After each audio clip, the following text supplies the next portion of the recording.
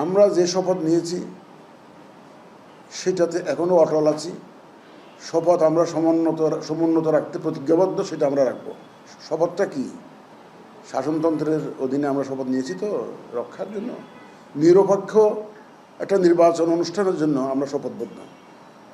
EC সম্পূর্ণরূপে নিরপেক্ষ একটা প্রতিষ্ঠান এখন, এবং নিরপেক্ষ আছে, নিরপেক্ষ থাকবে, সেই নিশ্চয়তা আমি জাতিকে দিতে পারি আপনাদের মাধ্যমে।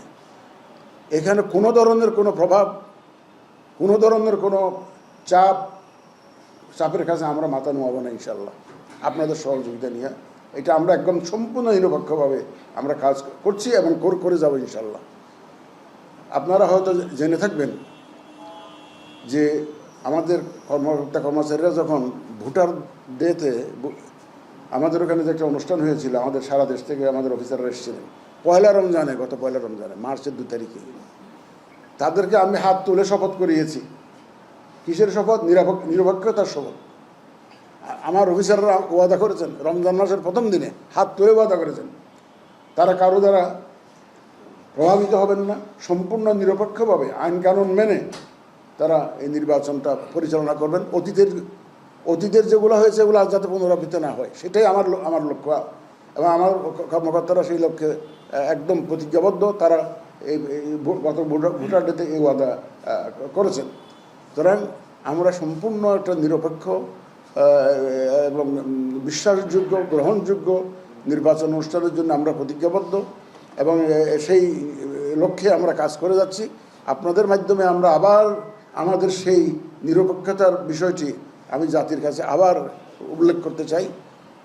তবে এ ব্যাপারে আমাদের সবার সহযোগিতা লাগবে, বিশেষত রাজনৈতিক দলের সহযোগিতা লাগবে। আমাদের সুবিধা হলো যে রাজনৈতিক দল তো ওনারা সবাই তো নিরপেক্ষ নির্বাচনের কথাই বলছে, তো এটা একটা অ্যাডভান্টেজটা আমাদের আছে। ওনারা সবাই বলছে, ওনারাও প্রতিশ্রুতিবদ্ধ জাতির কাছে যে এত আন্দোলন সংগ্রাম কেন হলো, তাহলে এটা নিরপেক্ষ নির্বাচন যদি আমরা সবাই মিলে না করি। সুতরাং আপনাদেরও সহযোগিতা লাগবে, মিডিয়ার সহযোগিতা লাগবে, সবার সহযোগিতা লাগবে। আমাদের মাননীয় প্রধান উপদেষ্টা বলেছেন যে উনি উৎসব মুখর পরিবেশে একটা ভোটের দিন যাতে ভোটের দিন যাতে আমরা পালন করতে পারি, সেটা উনি জাতির কাছে কমিটমেন্ট দিয়েছেন। আমরাও চাচ্ছি এটা ঈদের দিনের মতো একটা উৎসব হবে, উৎসব মুখর পরিবেশে আমরা ভোট কেন্দ্রে যাব এবং নিরপেক্ষভাবে একদম নির্ভয়ে নির্দ্বিধায় নিজের পছন্দের প্রার্থীকে আমরা ভোট দিতে পারবো। সেই লক্ষ্যে নির্বাচন কমিশন আপনাদের পাশে আছে। আরেকটা বিষয় আমি জানাতে চাই, নির্বাচন কমিশন আমার একার নয়, প্রধান নির্বাচন কমিশনারের একার নয়। গত নভেম্বর মাসের 24 তারিখে দায়িত্ব নেওয়ার পর থেকে এ পর্যন্ত যত সিদ্ধান্ত নিয়েছি,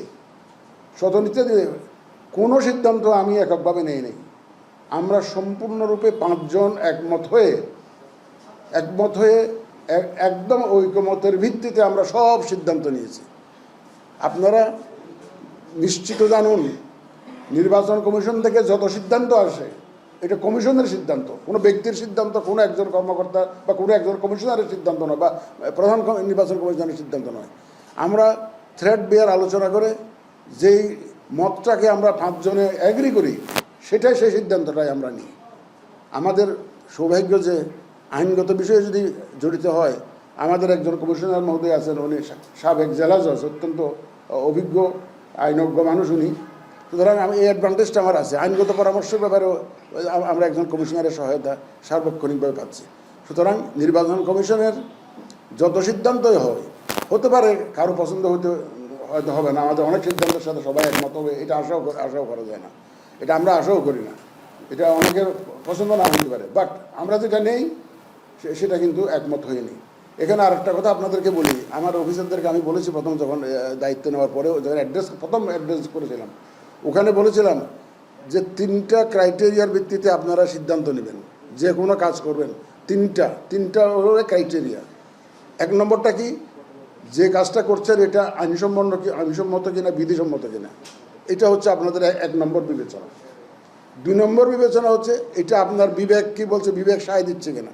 কারণ আমাদের দেশে অনেক আইন বিধিবিধান কিন্তু উদ্দেশ্য প্রণোদিতভাবে আইন বিধিবিধান হয়। সুতরাং আইন ওই আইন যদি আপনার বিবেকসম্মত না হয় তাইলে কিন্তু প্লিজ রেজ দিস ইস্যু যে এটা আমার কাছে মনে হচ্ছে এই আইনটা হয়েছে কিন্তু আইন অনুযায়ী এইভাবে করতে হয়, কিন্তু এটা তো আমাদের কাছে এই মনে হচ্ছে উদ্দেশ্য প্রণোদিত আইন। দরকার হলে আমরা যদি বুঝি সেটা আমরা সংশোধনের চেষ্টা করব।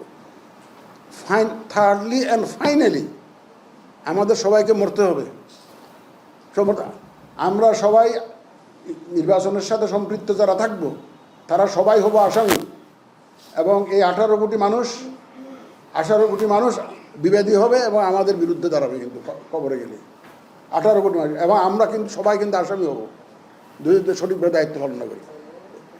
এই ফাইনাল ক্রাইটেরিয়াটা হবে 3 নম্বর ক্রাইটেরিয়া।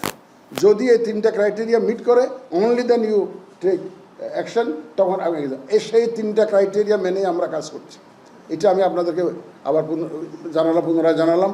এই 3টা বেসিক প্রিন্সিপাল হচ্ছে আমাদের বর্তমান নির্বাচন কমিশন। এটা আমাদের মধ্যে কিন্তু আমরা আলোচনা করি, আমরা কমিশনে যখন বসি, যখন আমরা আলোচনা করে এই 3টা ক্রাইটেরিয়াতে মিট করি কিনা আমরা সেটা দেখি।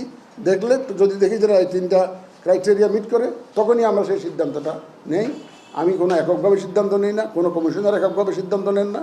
আমরা এখন যৌথ বললাম তো 24শে নভেম্বর থেকে গত বছরের আজ পর্যন্ত কোনো সিদ্ধান্ত আমরা এককভাবে নেই নাই। ইভেন মেজরিটি ডিসিশন ভিত্তিতে ওপেনের ভিত্তিতে নিয়ে নেই।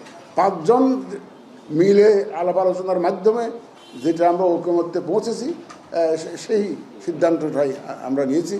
যাই হোক, ইনশাল্লাহ আমরা যে ওয়াদা জাতির কাছে দিয়েছি আপনাদের সবার সহযোগিতায় আমাদের কর্মচারীবৃন্দ এবং আমাদের যে মিডিয়ার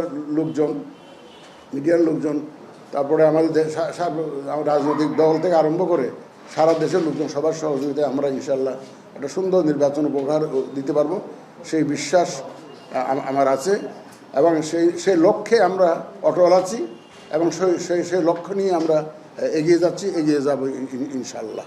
জিনিসটা হচ্ছে কি, ওই যে মাননীয় প্রধান উপদেষ্টাতে একটা অলরেডি দিয়েছেন ঘোষণা, যে একটা রেঞ্জ বলেছেন তো কোন সময়ের মধ্যে হতে পারে।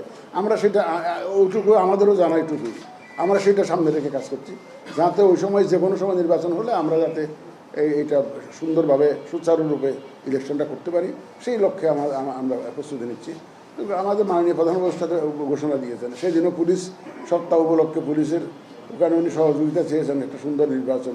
উনি একটা ঐতিহাসিক নির্বাচন বলছে যে বাংলাদেশের সর্বকালের সেরা নির্বাচন উনি উপহার দেবেন জাতিকে, সেই ওয়াদা উনি করেছেন। কেন করেছেন? আমাদের সবার উপর আস্থা আছে বলে তো করেছেন। উনি তো একা করবেন না, আমাদের নির্বাচন কমিশনের কর্মচারীরা করবেন এটা। তো যাই হোক, সবে উনি যে ওয়াদাটা দিয়েছেন ওনার ওয়াদাটাই লক্ষ্য করে আমরা কিন্তু এগিয়ে যাচ্ছে কাজে। একটা সুষ্ঠু, সুন্দর, গ্রহণযোগ্য নির্বাচন দেওয়ার জন্য প্রস্তুত হন। আগের গত 15-16 বছরের অভিজ্ঞতা আপনারা দেখেছেন। নির্বাচন তো হয় না, নির্বাচন নামে কী হয়েছে আপনারা দেখেছেন। সুতরাং সেই জিনিস তো আর এদেশে হবে না, হতে দেওয়া যাবে না, যাবই না। মানে সেটা ভুলে যেতে হবে, ওই ইতিহাস ভুলে যেতে হবে। এখানে নির্বাচন হবে এবং সুষ্ঠু নির্বাচন হবে ইনশাল্লাহ। তো আমার বার্তা হবে ওই যে বলেছিলাম আমি, মানে যে গত ভোটার ডেতে ওনাদের কাছে ওয়াদা করিয়েছি নিরপেক্ষভাবে, এই বার্তা হবে এটাই, নিরপেক্ষভাবে যাতে ওনারা সবাই কাজ করেন। আগে আইন ছিল, আইনের প্রয়োগ ছিল না, এবার আইনের প্রয়োগ হবে, সবার জন্য হবে। ভোটের সাথে সংশ্লিষ্ট যারা থাকবেন সবার জন্য আইনের প্রয়োগ হবে, এই ওয়াদা আমি করতে পারি আপনাদের জন্য। সুতরাং আইন অনুযায়ী আমরা চলবো এবং সেই মেসেজটা দিতে এসছে। এবং আমার অফিসারদের সাথে একটু সাক্ষাৎ হলো, ওনারা এতদিন কষ্ট করে একটা ভোটার রেজিস্ট্রেশনের কাজ এটা সম্পন্ন করেছেন। তাছাড়া ফিল্ডের একটা সার্বিক অবস্থা তাদের সাথে মত বিনিময়ের মাধ্যমে আমি জানার চেষ্টা করব। একটি সেটা তো আমার চেষ্টা করতেছি, তো সেটা এখন রাজনৈতিক দল শুনেন, এই দেশে আইন কানুন যা হবে এগুলো রাজনীতির সিদ্ধান্তের ভিত্তিতে হবে। এটা আমরা তো রাজনীতির বাইরে করতে পারি না। যদি সব দল মিলিটারি সিদ্ধান্ত নেয়, একটা যে কোনো সিদ্ধান্ত নেয়, সেই সিদ্ধান্ত আমাদের মানতে হবে, সেই অনুযায়ী আইন হয় আমাদের মানতে হবে। আমরা কিন্তু we are guided by the constitution and the existing law তো বানাবেন, তো রাজনীতিবিদরাই বানাবেন, এটা ল বানাবেন। কারণ আইন কানুন যখন পরিবর্তন হবে, যদি হয় সেটা সেই লক্ষ্যে ওনাদের কনসেনসাস ডিসিশন যখন আসবে সেটা নিয়ে সেভাবে কাজ হবে আর কি। আমরা এই নির্বাচন কমিশন ইন্ডিপেন্ডেন্ট মানি এই নয় যে ইচ্ছা মতো যা ইচ্ছা তা করতে পারবে, সেটা তো আমরা মনে করি না। আমরা স্বাধীন, বাউন্ডারি হচ্ছে আইন এবং শাসনতন্ত্র।